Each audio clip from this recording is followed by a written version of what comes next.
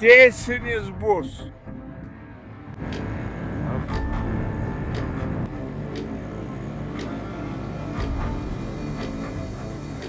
O kaip čia taip?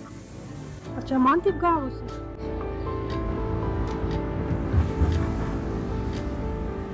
Tarptautinis ekonomikos forumas Rusijos Sankt Peterburge šiandien prasidėjo nuo masinio Ukrainos dronų puolimo, kuris pavertė miestą gaisrų zona.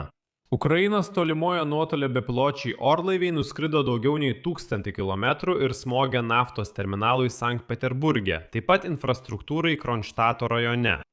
Antpuolis tęsiasi nuo 2 valandos nakties iki 7 ryto, kai pirmieji svečiai jau iškilmingai žygiavo į ekonomikos forumo atidarymą.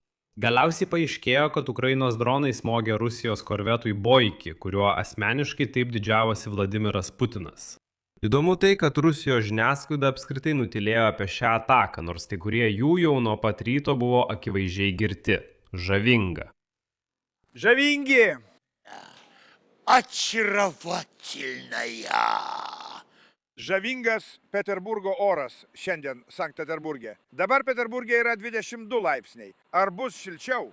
Žinote, čia forume ir taip šilčiau, nes investicinis fondas yra visiškai tvarkoje.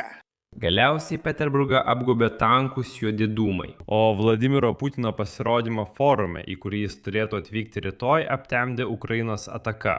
Ir dar kartą visiems parodė, kad nuo Ukrainos bepiločių orlaivių Vladimiras Putinas nesugeba apsaugoti net Maskvos ir Peterburgo. Na, jau nekalbant apie kitus Rusijos miestus. Todėl Kremliuje buvo sugalvota nauja legenda. Pasirodo, Maskva veda visą šį karą prieš Ukrainą būtent tam, kad Ukraina niekada nepultų Rusijos kaip šiandien prieš Peterburgą. Nors primenu rusams, kad iki 2022 metų į Rusiją apskritai niekas neskraidė. Mano vardas Aleksejus Pečijus, Pečiai. Aptarkime šią temą kartu, bet prieš pradėdami paprašysiu jūsų užsiprenumeruoti šį YouTube kanalą, paspausti patinka, parašyti bet kokį komentarą ir būtinai užsiprenumeruoti mano Telegram kanalą Pečiai News. Nuoroda į jį yra šio vaizdo įrašo aprašyme. Kadrą paėmau, taip, o, dar dega. Нафилмовал.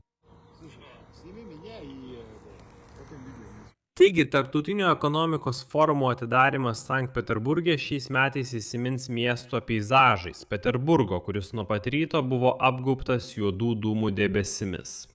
Naktį iš birželio 2 į 3 Ukrainos bepiločiai atakavo Leningrado sritį Rusijos federacijoje. Antpuolis tęsiasi nuo 2 valandos nakties iki 7 ryto ir pasak vietos pareigūnų per tą laiką buvo numušta 50 bepiločių orlaivių. Sprogimai buvo girdimi Admiraliteto, Vasilijostrovo, Primorsko ir Krasnoselsko rajonuose Sankt Peterburge. Kirovo rajone dėl atakos užsidegė Sankt Peterburgo naftos terminalas. Jo pralaidumas siekia 12,5 milijonų tonų per metus ir jis turi 21 rezervuarą naftos produktams saugoti. Beje, įmonė turi strateginės reikšmės statusą. Tai dar kartą pabrėžia, kad Ukrainos gynybos pajėgų tikslas visiškai sustabdyti bet kokį naftos pardavimą ir palikti Rusiją be galimybės prekiauti naftą bei uždirbti pinigų karui. Ataka prieš terminalą įvyko tą pačią dieną, kai prasidėjo Sankt Peterburgo tarptautinis ekonomikos forumas MEF, kuris vyks nuo birželio 3 iki 6. Ir štai jame laukiamas pasisakymas Vladimiro Putino. Tačiau dabar jis bus priverstas kalbėti apie šią ataką, o ne apie tai, kokia patraukli Rusija investicijoms. Na, akivaizdu, kad kai forumo atidarymo metu virš Sankt Peterburgo skrido dronai, tai koks kvailys investuos į šią ekonomiką. Na, nebent išnaudoti sulaukėjusius rusus ir uždirbti iš jų pinigus kaip iš kokių nors 5-ojo pasaulio gyventojų, net ne 3-ojo pasaulio. Expo forumas. Forumas, kuriame vyksta šis renginys, yra už 17 km nuo naftos terminalo, kuris buvo atakuotas. Dėl bepiločių orlaivių atakos Pulkovo oro uoste vėlavo daugiau nei 29 skrydžiai. Ir štai palydoviniai vaizdai iš Sankt Peterburgo užfiksavo didelį dūmų šleifą virš uosto zonos po to, kai Ukrainos tolimojo nuotolio bepiločiai smogė Sankt Peterburgo naftos terminalui. Be naftos objekto taikinys tapo ir infrastruktūros objektai Kronštato uoste, kurie yra susiję su Rusijos karinė veikla. Bet juokinga tai, kad visas Sankt Peterburgas šiandien skendo dūmuose, o vietiniai kažkodėl, neaišku kodėl, bet kažkodėl aptarinėjo ne tarptautinį ekonomikos forumą, o sprogimus ir dūmus virš miesto. Tačiau nereikėtų manyti, kad tai buvo tik simbolinis smūgis skirtas parodyti, kad ekonomikos forumas negali vykti saugiai ir panašiai.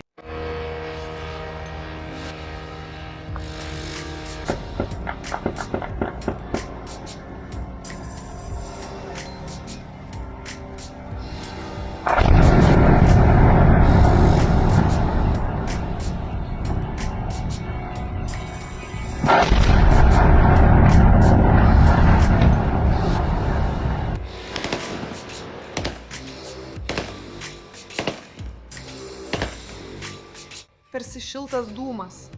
Taip, šilta dūminė uždanga. Šiltas veltui. Taip.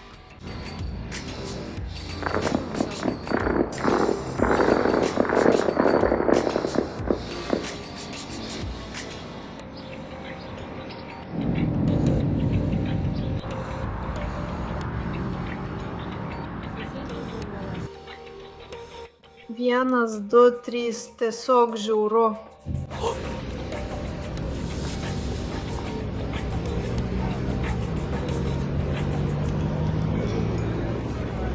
Tačiau nereikėtų manyti, kad tai buvo tik simbolinis smūgis skirtas parodyti, jog ekonominis forumas negali vykti saugiai ir panašiai. Ne visai tai. Reikalas tas, kad visų pirma buvo smogta naftos terminalui, o be to Ukrainos gynybos pajėgos smogė laivams ir infrastruktūros objektams Kronštato uoste Leningrado srityje Rusijoje. Ir štai bepiločių sistemų vadas Madžaras parodė vaizdo įrašą, kuriame matyti smūgis Rusijos korvetei Boiki. Laivas stovėjo sausajame doke Kronštato karinės jūrų bazės teritorijoje 1100 km nuo Ukrainos. Laivas stovėjo sausajame doke Kronštato karinės jūrų bazės teritorijoje už 1100 km nuo Ukrainos. Ir prieš mėgaujantis šiais kadrais pažymėsiu, kad Kronštato jūrų gamykla, kurią atakavo Ukrainos bepiločiai orlaiviai, yra viena didžiausių Rusijos terminalų Baltijos regione. Jis turi 21 rezervuarą naftos produktų saugojimui ir perkrovimui. Tačiau smūgis kliuvo ir karinių laivų stovėjimo vietai. O dabar pažiūrėkime, kaip efektyviai Ukrainos bepiločiai smogė rusų laivams. Na ir reikia pažymėti,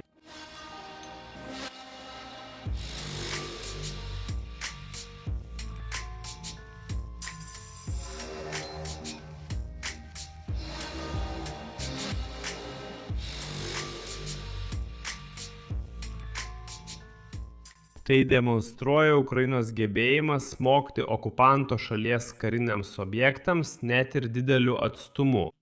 Boiki – tai Rusijos Federacijos Baltijos laivyno kovinis laivas, pastatytas 2011 metais ir įtrauktas į laivyną nuo 2013 metų.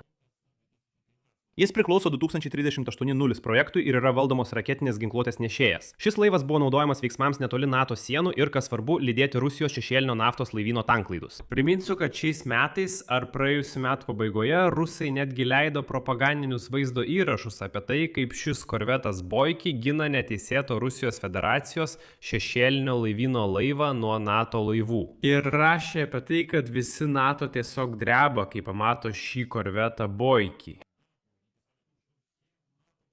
Na, matyti jau nebedreba. Štai, ir pažymėsiu, kad nuo šių metų vasario šis korvetas buvo planinėme remonte.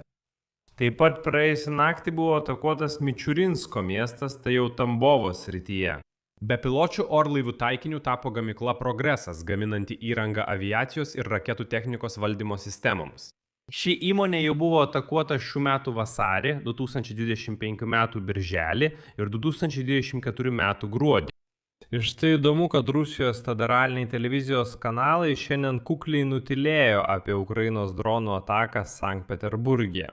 Visose absoliučiai naujienų laidose pagrindinės temos žinoma buvo tarptautiniai ekonomikos forumai Sankt Peterburge ir naujas paaštrėjimas artimuosiuose rytuose. Štai kas rusams pasirodo svarbiau žinoti. Tuo pačiu metu plikagalvio kandžio Vladimiro Putino spaudos atstovas Dimka Piškovas šiandien bendravo su žurnalistais. Jo paprašė paaiškinti, kaip Maskva planuoja atsakyti į dronų smūgį Sankt Peterburgui. Bet Peskovas čia kažkaip sutriko, toliau jo citata. Na, noriu Jums priminti Užsienio reikalų ministerijos pareiškimą, kuriame sakoma, kad mūsų atsakymai bus nuoseklūs, sistemingi. Jie iš esmės jau yra sisteminio pobūdžio. Taškas. Bet štai toliau Piskovas nustebino. Jis sako, kad pasirodo, jei jūs nežinojote, Rusija pradėjo karą prieš Ukrainą tam, kad, cituoju, užkirstų kelią tolimiesiems smūgiams savo teritorijoje. Ir paradoksas tas, kad štai tie neprausti rusai tuo tiki. Jie iš tikrųjų tiki. Sako, taip, reikia tęsti karą, kad Ukraina nepultų Rusijos miestų. Bet visiškai neprisimena, kad patys rusai ir pradėjo šį karą. Ir kad iki 2022 metų į Rusijos teritoriją apskritai niekas neskraidė. Įsivaizduojate, nei raketos, nei dronai, visiškai nieko. Visiškai nieko nevyko iki tol, kol laukiniai rusai nenusprendė užpulti Ukrainos. O dabar tiems patiems laukiniams rusams pila į ausis, kad karą reikia tęsti, kad Ukraina nepultų Rusijos miestų. Ir jie tokie, taip, štai tikrasis specialiosios karinės operacijos tikslas. Na, pabaigai noriu parodyti Jums vieną trumpą vaizdo įrašą iš šiandieninio forumo Sankt Peterburge. Kad suprastumėte, kodėl rusus reikia terrorizuoti tokiais dronų smūgiais. Tiesiog kiekvieną dieną, kad Jūs smegenys pagaliau pradėtų, grįžti į savo vietą. Tiesiog paklausykite, ką būtent šie sulaukėję rusai planuoja artimiausiams ir ateinantiems metams. 1936 metais, blogiausiu atveju, mūsų laukia pralaimėjimas vadinamoje specialioje karinėje operacijoje ir konfrontacija su vakarais. 1950 metais Rusijos kolonizacija. Pagal gerąjį scenarijų. Geras. Mes turime aiškę pergalės ideologinėme kare viziją, pagrįstą prognozavimu ir planavimu. Mes turime Kijevo, Odesos, Charkovo ir taip toliau prijungimą. ES žlugimas. Ir 1950 metais lyderystė užtikrinant pasaulinį saugumą ir teisingumą. Grįžkime prie inercinio scenarijaus. Atgal per 2 skaidres, taip. Taip, bet branduolinio ginklo panaudojimo mes nelaikome inerciniu scenarijumi, mes jį laikome geru, todėl čia to nebuvo. Čia padėsiu daug taškį. Savo nuomonę, savo išvadas rašykite komentaruose po šiuo įrašu. Prenumeruokite kanalą, paspauskite vartelį ir nepamirškite paspausti patiktuką. Jei norite paremti šio YouTube kanalo veiklą, tai galite padaryti paaukoję bet kokią sumą per nuorodas ir rekvizitus šio vaizdo įrašo aprašyme. Būsiu Jums už tai dėkingas. Tiek šįkart, saugokite save, visiems iki.